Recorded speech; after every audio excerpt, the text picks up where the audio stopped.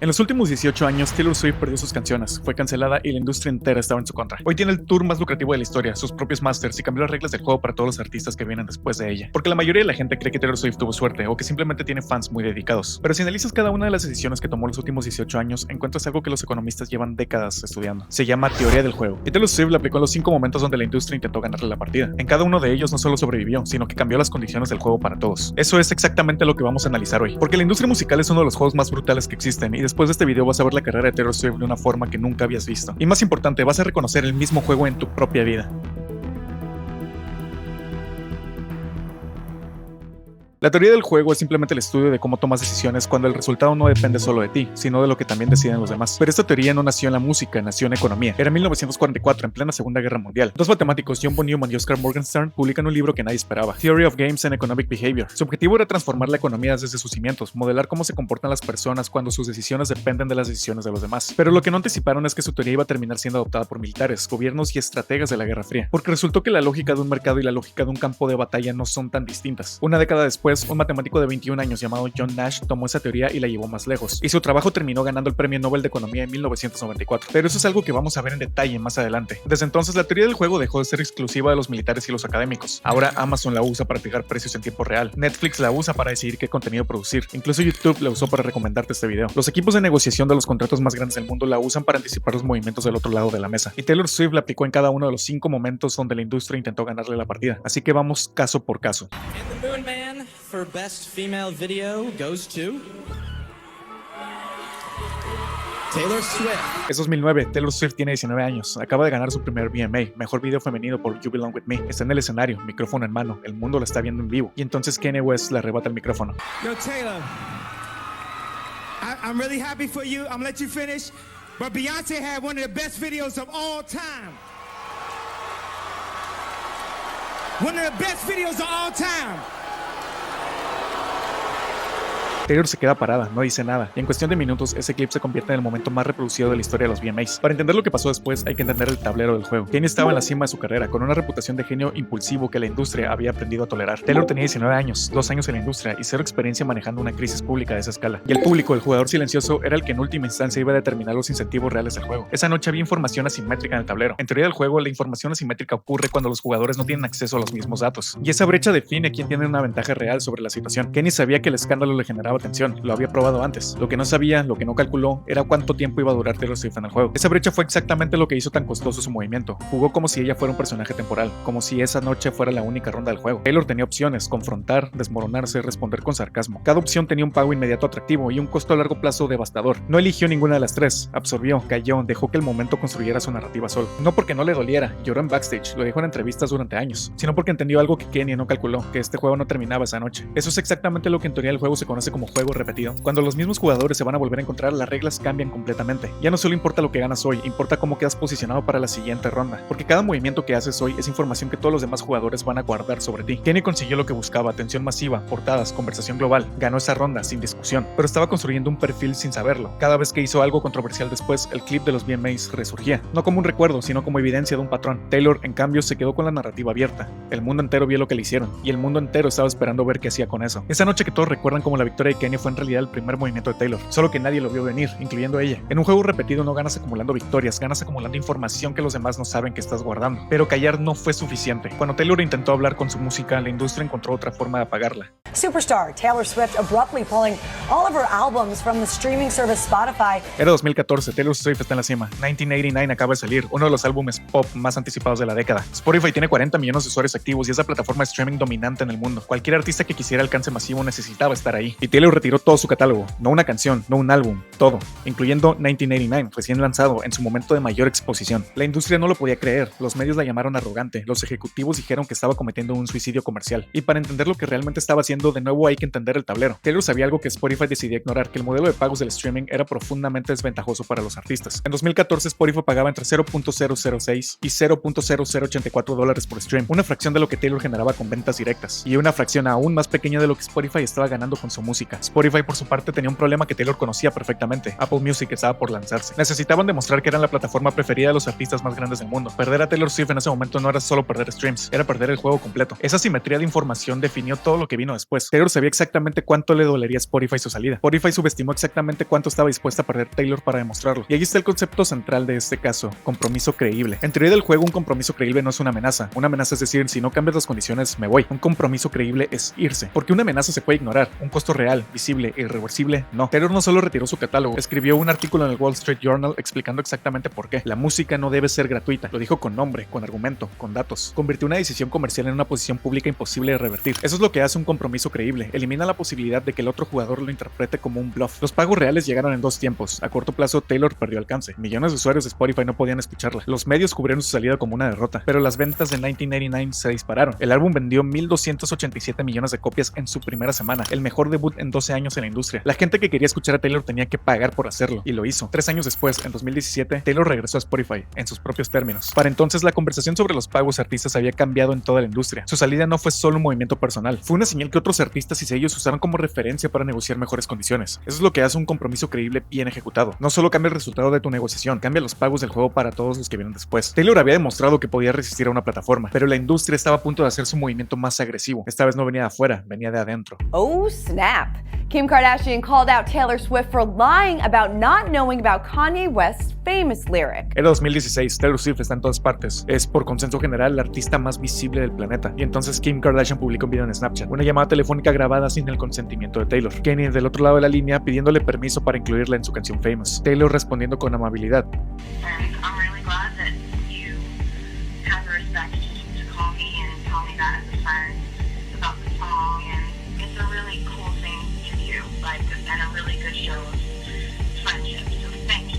El contexto era que Kanye había lanzado Famous con una línea que describía a Taylor en términos que ella negó públicamente haber aceptado. Kim publicó el video para demostrar que Taylor mentía, y el internet le creyó. Taylor Swift y Sober Body se convirtió en trending mundial en cuestión de horas. Marcas, medios, celebridades, todos tomaron distancia. La narrativa era clara, Taylor Swift era falsa, y Taylor Swift había sido expuesta. Y para entender lo que pasó después, de nuevo, hay que entender el tablero. Kim Kardashian tenía algo que muy pocos jugadores tienen en un conflicto público: evidencia grabada. No una opinión, no una versión, un archivo de audio que el mundo podía escuchar. Eso le daba una ventaja de información aparentemente insuperable.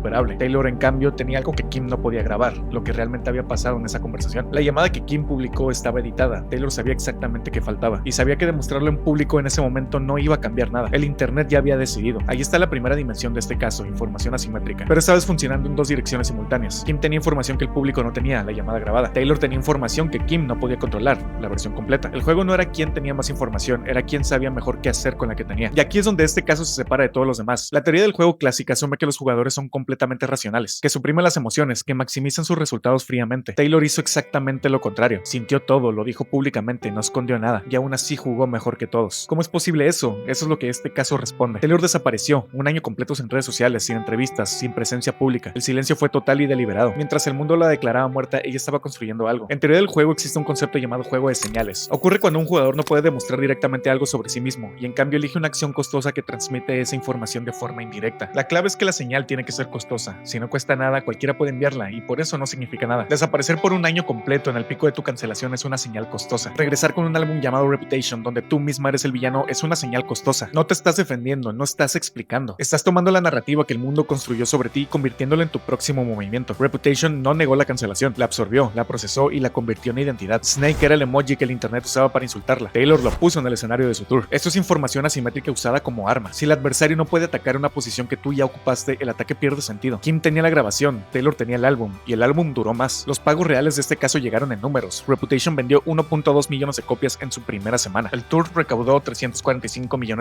El tour femenino más lucrativo de la historia hasta ese momento. La cancelación que iba a terminar con su carrera se convirtió en el capítulo más rentable de ella. Pero lo más importante no fue el dinero, fue lo que Taylor demostró sobre la emoción y la estrategia. No lo suprimió para ganar, los usó como materia prima. Cada cosa que sintió, cada cosa que dijo, cada cosa que el mundo le lanzó, terminó en el álbum. La emoción no fue el obstáculo de su estrategia, fue la estrategia. Taylor había sobrevivido a una humillación, resistido a una plataforma y sobrevivido a una cancelación, pero su mayor batalla todavía no había comenzado, y esta vez no se trataba de su imagen, se trataba de su música.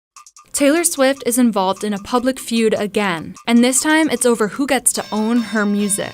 That the 29-year-old pop star's entire catalog of music was sold.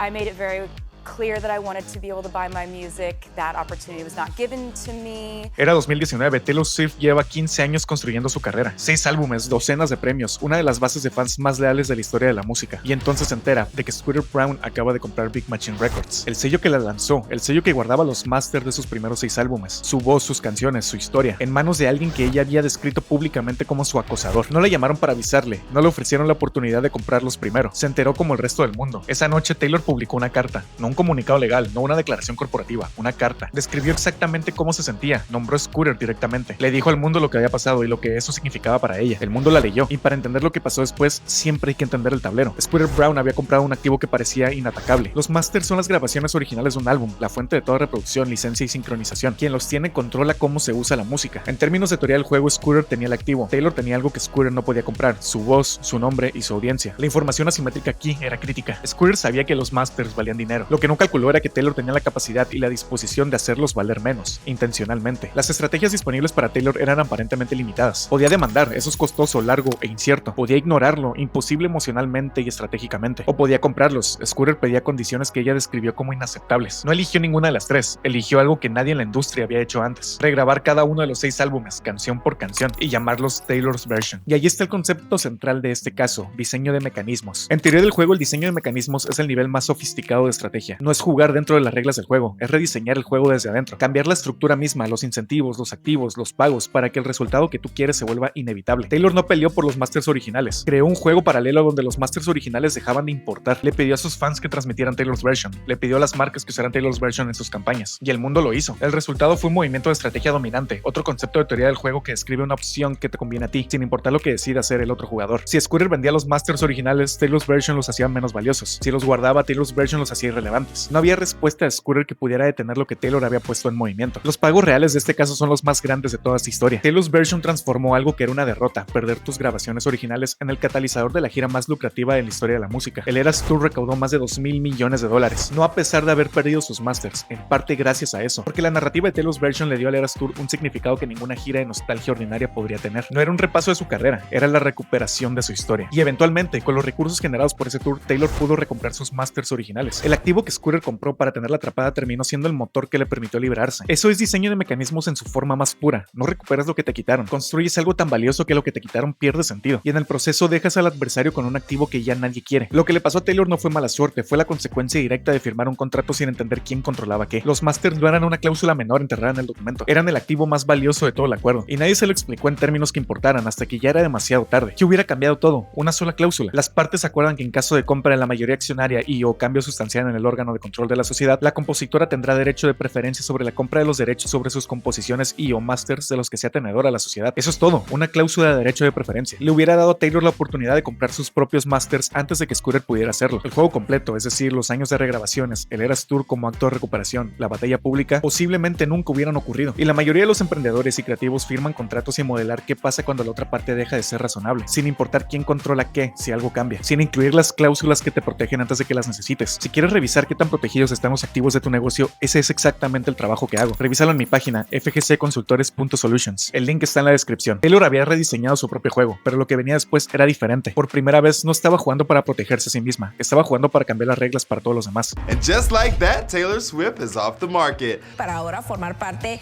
de Universal Music. And how Taylor Swift's so-called Spotify clause is helping artists get paid. Era 2018. Taylor acaba de dejar Big Machine Records. Está negociando un nuevo contrato con Republic Records y Universal Music Group. Las condiciones habituales están sobre la mesa: regalías, distribución, masters futuros. Y entonces Taylor pide algo que nadie había pedido antes: no más dinero por adelantado, no más porcentajes de regalías. Una cláusula que en caso de que Universal vendiera su participación accionaria en Spotify, las ganancias generadas por esa venta tendrían que ser distribuidas a los artistas del sello, de forma no recuperable, sin deducir deudas pendientes de los artistas, directo a ellos. Universal aceptó. Taylor lo anunció públicamente en ese momento. Veo esto como una señal de que nos dirigimos hacia un cambio positivo para los creadores. El mundo leyó el comunicado y siguió con su día. Nadie entendió lo que acababa de pasar, incluyendo Universal. Para entender el tablero, hay que entender cómo llegaron las disqueras a tener acciones de Spotify. Cuando Spotify nació en 2008, necesitaba el catálogo de las grandes disqueras para existir. Universal, Sony y Warner tenían lo que Spotify necesitaba, y Spotify no tenía dinero suficiente para pagar regalías competitivas. El acuerdo fue licencias a cambio de participación accionaria. Las disqueras aceptaron, y con los años esa participación creció enormemente en valor. Pero la práctica estándar de la industria era clara: cuando una disquera monetizaba ese activo, las ganancias se quedaban en la disquera. Los artistas cuya música había construido el valor de Spotify no veían un centavo, porque ningún contrato estándar contemplaba ese este escenario? Ninguno, excepto el de Taylor Swift. Y ahí está el concepto central de este caso, equilibrio de Nash. Lo que estableció John Nash fue que en cualquier juego existe un punto donde ningún jugador puede mejorar su resultado cambiando su estrategia unilateralmente. No porque estén cooperando, sino porque cada jugador ya está respondiendo de manera óptima a lo que hacen los demás. Durante décadas, la relación entre artistas y disqueras había alcanzado ese equilibrio. Las disqueras controlaban la distribución, el financiamiento y el acceso al mercado. Los artistas necesitaban de todo eso para existir. Y las disqueras no tenían incentivo de cambiar las condiciones. El sistema les funcionaba perfectamente. Ese era el equilibrio de Nash en la industria musical, estable, predecible y aparentemente irrompible. Taylor introdujo una condición nueva en ese equilibrio, sin una campaña pública, sin una batalla legal, con una cláusula en un contrato que casi nadie leyó con atención. 8 años después, en abril de 2026, el Consejo de Universal autorizó la venta de la mitad de su participación en Spotify, aproximadamente 3.2 millones de acciones, una operación valuada en cerca de 1.4 mil millones de dólares. El detonante inmediato fue una oferta de adquisición hostil de 64 mil millones de dólares del fondo de inversión Pershing Square de Bill Ackman, que proponía liquidar toda la participación de Universal en Spotify. Universal actuó antes de que Ackman pudiera forzarlos, vendiendo la mitad en sus propios términos. Y entonces la cláusula de Taylor se activó. Universal confirmó públicamente que los artistas recibirían su parte de las ganancias. Bad Bunny, The Weeknd, Drake, Billie Eilish, Kendrick Lamar, Ariana Grande, todos recibirán un pago por esta cláusula, no recuperable, directo a sus cuentas. Artistas que nunca negociaron esa cláusula, que nunca supieron que existía, que van a recibir dinero generado por una venta de acciones que la industria históricamente se habría quedado entera. Eso es lo que hace una cláusula bien colocada en el momento correcto. No solo te protege a ti, cambia las condiciones del juego para todos los que están dentro del mismo sistema. Taylor cambió el equilibrio de Nash de toda una industria en 2018, cuando nadie estaba mirando, cuando la venta de acciones de Spotify era un escenario hipotético que ningún ejecutivo estaba discutiendo en reuniones. Eso es lo más sofisticado de este caso y lo que lo separa de los 4 anteriores. Los primeros 4 casos fueron reacciones, movimientos en respuesta a algo que le hicieron. Este no, este fue anticipación pura. Taylor modeló un escenario que la industria ni siquiera estaba jugando todavía y se posicionó para ganarlo antes de que el juego comenzara. La jugada más sofisticada en cualquier juego no es la que haces cuando el otro jugador se mueve, es la que haces años antes, cuando nadie sabe todavía que hay un juego. 5 casos, casi 20 años, 5 momentos donde la industria apostó en contra de Taylor Swift y en cada uno de ellos la industria perdió. Pero hay algo que este análisis podría hacerte pensar y que sería el error más grande que puedes cometer al salir de este video, que Taylor Swift es una estratega fría, que calculó cada movimiento con anticipación, que suprimió sus emociones para maximizar sus resultados. Nada de eso es verdad. Taylor lloró en backstage en los VMAs y lo dijo públicamente. Taylor escribió una carta devastadoramente honesta cuando Scooter compró sus masters y la publicó esa misma noche. Taylor desapareció un año completo después de la cancelación y regresó con un álbum donde procesó cada cosa que sintió. Taylor habló de sus miedos, sus traiciones, sus pérdidas, en canciones que el mundo entero escuchó. No suprimió nada, sintió todo, lo dijo todo, no escondió nada y aún así jugó mejor que todos. ¿Cómo es posible eso? Porque la emoción no fue el obstáculo de su estrategia, fue la información más valiosa que tenía. Cada cosa que sintió le dijo exactamente qué era lo que estaba en juego. Cada cosa que dijo públicamente construyó una narrativa que ningún adversario pudo controlar. Cada cosa que el mundo le lanzó terminó convertida en un movimiento. La teoría del juego clásica asume actores racionales que suprimen las emociones. El caso de Taylor demuestra algo que los economistas tardaron décadas en aceptar, que en un juego repetido la autenticidad es una estrategia dominante, porque nadie puede atacar una posición que tú mismo ya nombraste. Nadie puede usar en tu contra algo que tú ya convertiste en identidad. Eso se aprende jugando y entendiendo en qué tipo de juego estás. Y ese principio no aplica solo a la industria musical, aplica a cualquier marca, personal o de negocio que esté compitiendo por atención, por confianza, por un lugar en el mercado. Una marca personal es un juego repetido por definición. Cada cosa que publicas, cada posición que tomas, cada vez que apareces o desapareces, es información que tu audiencia, tus clientes y tu competencia están acumulando sobre ti. El error más común es jugar cada pieza de contenido, cada interacción, cada decisión de negocio como si fuera una ronda aislada, sin considerar cómo ese movimiento te posiciona para la siguiente. Taylor construyó una de las marcas personales más poderosas de la historia, no siendo perfecta, sino siendo auténtica. Su audiencia sabía exactamente quién era ella en cada etapa, incluso cuando el mundo intentaba redefinirla, especialmente cuando el mundo intentaba redefinirla. Eso es información asimétrica aplicada a branding. Cuando tú controlas tu narrativa antes de que alguien más lo haga, le quitas al adversario su arma más poderosa. Lo mismo aplica para una marca de negocio. Las empresas que entienden el juego en el que están, quiénes son sus jugadores, qué información tiene cada uno, cuáles son los incentivos reales, toman decisiones completamente distintas. No reaccionan al mercado, lo anticipan. No pelean por posicionamiento dentro de las reglas existentes. Rediseñan las reglas para que su propuesta sea la única que tiene sentido. Eso es exactamente lo que hizo Apple cuando lanzó el iPhone. No compitió en el mercado de los teléfonos, rediseñó lo que un teléfono podía hacer. Diseño de mecanismos aplicado a una industria completa. Y la ventaja competitiva más grande que puedes tener no es más presupuesto, ni más seguidores, ni mejor producto. Es saber con precisión en qué juego estás. Porque la mayoría de las personas y empresas están jugando sin haber leído las reglas, reaccionando en lugar de anticipando, optimizando la ronda de hoy sin modelar las rondas de mañana, compitiendo dentro de un equilibrio que alguien más diseñó y que alguien más podría rediseñar antes de que te des cuenta. Taylor Swift no tuvo ventaja de presupuesto, no tuvo ventaja de información completa, tuvo algo más valioso, claridad sobre el tipo de juego que estaba jugando y la disciplina de jugar en consecuencia, incluso cuando dolía. Eso es lo que estos 5 casos te dejan. 1. Juego repetido. Antes de reaccionar, pregúntate cuántas rondas tiene este juego. La mayoría de las situaciones que sientes como urgentes son solo la primera ronda de muchas. Tu reputación, personal o de marca, vale más que cualquier victoria inmediata. 2. Compromiso creíble. Una amenaza no cambia el comportamiento del otro jugador. Un costo real e irreversible sí. Si vas a moverte, muévete y hazlo visible. 3. Información asimétrica. La ventaja no siempre está en tener más información información, está en saber qué información tiene el otro jugador y qué no, y en decidir estratégicamente qué parte de tu narrativa quieres que vea el mercado. 4. Diseño de mecanismos. Cuando las reglas de juego no te favorecen, no las pelees, rediséñalas. El movimiento más poderoso no es ganar dentro del sistema, es construir uno paralelo que haga irrelevante al primero. 5. Equilibrio de Nash. El mercado en el que operas tiene un equilibrio, un punto donde nadie tiene incentivo de cambiar, pero ese equilibrio no es eterno, se puede mover, con una cláusula, con una decisión anticipada, con un movimiento que haces años antes de que el juego comience. Taylor Swift no ganó porque tuvo suerte, no ganó porque tiene fans muy dedicados, ganó porque entendió, incitiva o intencionalmente, en qué tipo de juego estaba, porque usó su autenticidad como estrategia dominante en lugar de suprimirla, y porque cada derrota aparente fue en realidad información que nadie más supo leer. Eso está disponible para cualquier marca, negocio o persona que se tome el tiempo de entender el tablero antes de hacer su siguiente movimiento. La pregunta que te dejo no es sobre Taylor Swift, es sobre ti. ¿En qué juego estás? ¿Cuántas rondas tiene? ¿Quiénes son tus jugadores reales? ¿Y estás jugando para ganar esta noche o para seguir en el juego?